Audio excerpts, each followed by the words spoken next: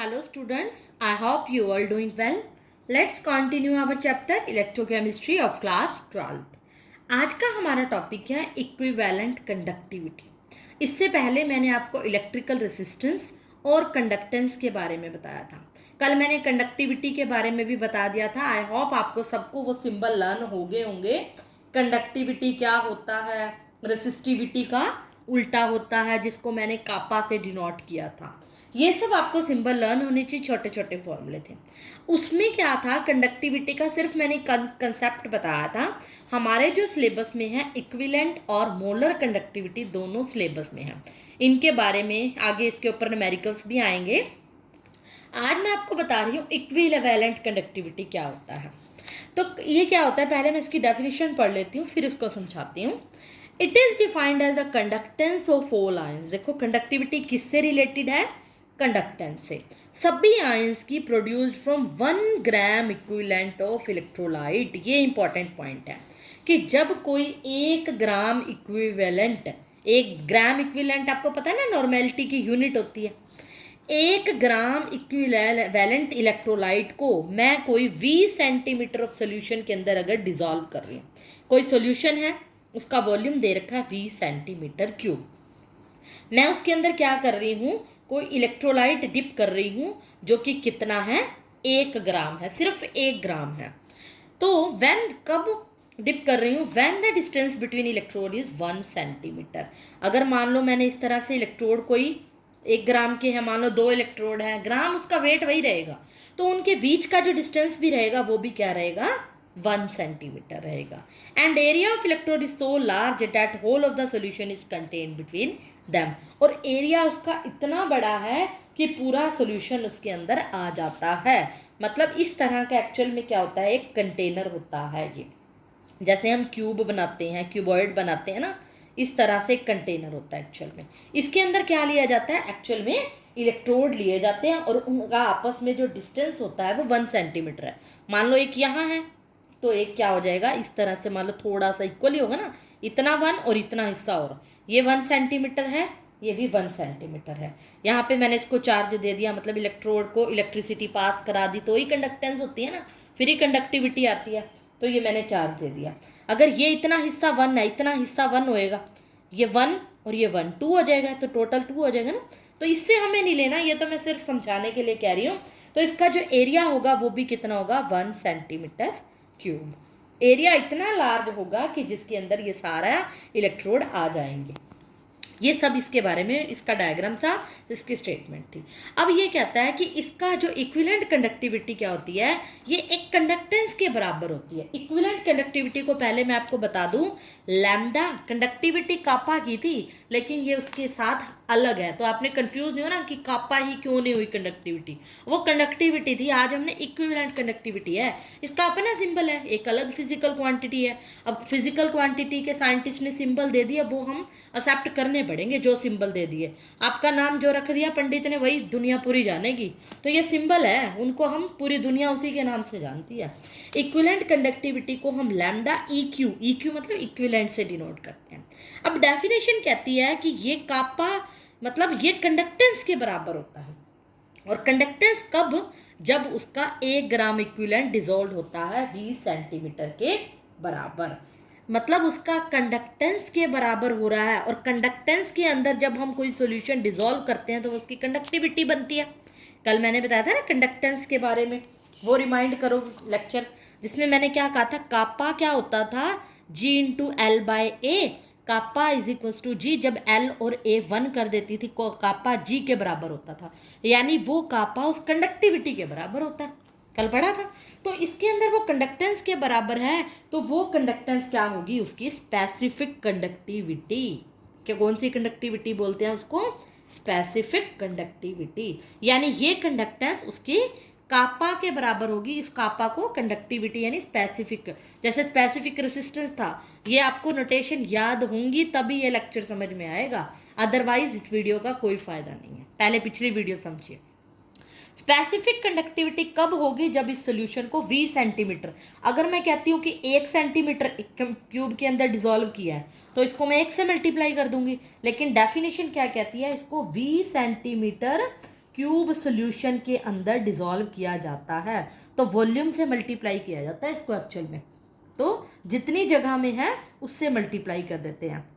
जैसे हमने length by area की वैल्यू 1 रखी थी ना, तो स्पेसिफिक कंडक्टिविटी को उसके वॉल्यूम से मल्टीप्लाई करते हैं तो वो क्या बनती है, इक्विवेलेंट कंडक्टिविटी। इन शॉर्ट आपने ये याद रखना है कि कोई भी इक्विवेलेंट कंडक्टिविटी जो होती है वो उसकी स्पेसिफिक कंडक्टिविटी को उसके वॉल्यूम से मल्टीप्लाई करके, और डेफिनेशन के अकॉर्डिंग यहाँ पर क्या होगा, उसका वॉल्यूम 20 सेंटीमीटर है तो उसको मैंने 20 से मल्टीप्लाई कर दिया। अब बात आ रही है किसकी, देखो वॉल्यूम क्या होता है। इस फॉर्मूले को मैं आगे डिराइव कर रही हूँ। स्पेसिफिक कंडक्टिविटी को मैं कापा लिख रही हूँ सिंबल की फॉर्म में, और वॉल्यूम लिख दिया। ये फॉर्मूला बन गया, नो डाउट ये फॉर्मूला तो है ही। दूसरा फॉर्मूला, अब इसको मैं थोड़ा सा और मॉडिफाई कर दूँ इसको, तो वॉल्यूम क्या है, अब इसके अंदर देखो क्या है, from 1 gram equivalent of electrolyte. ये बड़ा इंपॉर्टेंट पॉइंट है, यानी कि इसकी कंसंट्रेशन कैसे बनी कि जब मैंने 1 ग्राम, मैंने देखो 1 दर्जन निका, 1 सेंटीमीटर निका, 1 किलो निका, 1 ग्राम इलेक्ट्रोलाइट का है। और ग्राम इलेक्ट्रोलाइट आपको पता है कि नॉर्मेलिटी में यूज होता है। मोल नहीं कहा मैंने, मोल कहती तो मोलैरिटी होता। तो क्या होता है, 1 ग्राम इलेक्ट्रोलाइट मतलब नॉर्मेलिटी वाली कंसंट्रेशन यूज हो रही है। ये बहुत बड़ा हिंट है इस डेफिनेशन का।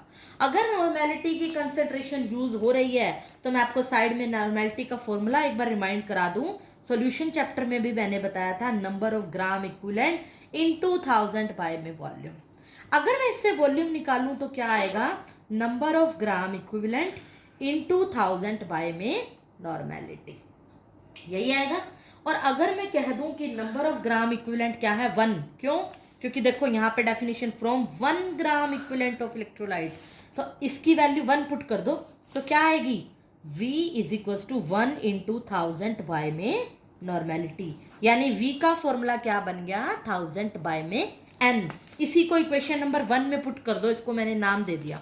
यहाँ तक आप स्क्रीनशॉट ले सकते हो, इसको अच्छे से समझ सकते हो। अब मैं इसी वैल्यू V को क्या कर रही हूँ, इसमें पुट कर रही हूँ।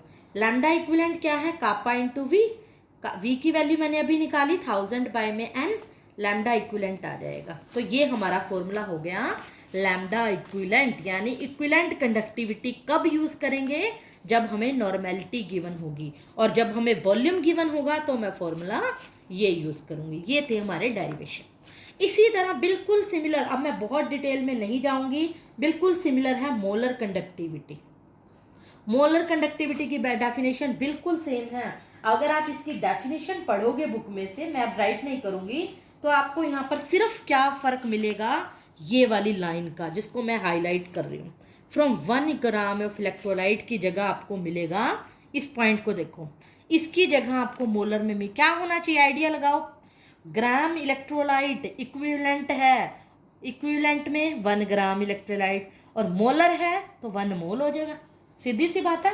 तो मोलर कंडक्टिविटी में क्या हो जाएगा, 1 मोल ऑफ इलेक्ट्रोलाइट डिसॉल्व हो रहा है। और लैम्डा बिल्कुल सेम जैसे EQ था,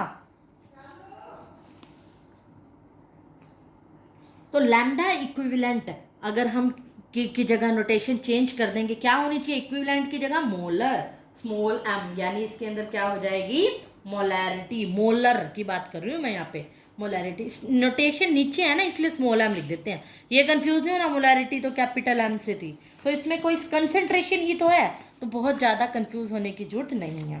तो लैम्डा m का फॉर्मूला क्या बनेगा, वही कापा इंटू जितना वॉल्यूम है, वॉल्यूम वही रहेगा डेफिनेशन। अगर आप वही डेफिनेशन देखोगे तो हो जाएगा। अगर आप इस बार मोलैरिटी का फॉर्मूला लगाओ, मोलैरिटी क्या होती है, number of moles into 1000 by में वॉल्यूम। नंबर ऑफ मोल्स क्या कहा है मैंने, 1 इनटू 1000 बाय में वॉल्यूम। वॉल्यूम क्या होगा, 1000 बाय में m, मोलैरिटी, ये हो जाएगी। लैम्डा m क्या हो जाएगा, कापा इंटू 1000 बाय में स्मॉल m। तो वॉल्यूम दे रखा हो तो फॉर्मूला ये, और अगर मोलैरिटी दे रखी हो तो ये। कई बार बुक्स में क्या होता है, यहाँ C लिखा होता है, C मतलब कंसंट्रेशन, तो वो भी कंफ्यूज नहीं होना। और एक तरीका और मैं बता दूं, मोलर वैसे तो क्लियर ही हो रहा है मोलैरिटी है, बट आप ये सोच के देखो वॉल्यूम किस में आता है, मोलैरिटी में आता है ना, क्योंकि मोलैरिटी में क्या आता था, यहाँ पे वेट ऑफ सॉल्वेंट आता था, तो वेट ऑफ सॉल्वेंट निकलेगा, यहाँ वेट थोड़ी निकालना है हमने, तो वॉल्यूम निकालना है ना। तो ओवरऑल मैं आपको एक बार फिर से रिमाइंड करा देती हूँ कि कोई भी इलेक्ट्रोलाइट 1 ग्राम इक्विवेलेंट है या 1 मोल ऑफ इलेक्ट्रोलाइट है, वो डिपेंड करता है उसकी कंसंट्रेशन क्या है। जब डिजॉल्व होता है 20 सेंटीमीटर क्यूब ऑफ सोल्यूशन में, जब उसके बीच का डिस्टेंस भी 1 सेंटीमीटर है और इतना एरिया है कि उसके अंदर इलेक्ट्रोड आ जाए, उस टाइम पे जो कंडक्टेंस होती है वो किसके बराबर होती है? उसके कंडक्टिविटी के बराबर होती है। तो इस तरह से आपने कंडक्टेंस और कंडक्टिविटी को पहले माइंड में रखना है, फिर इसी से रिलेटेड अगले टॉपिक हम करेंगे। तो आई होप आपको ये वीडियो पसंद आई होगी। जाने से पहले लाइक, शेयर और सब्सक्राइब करना ना भूलें। That's all for today.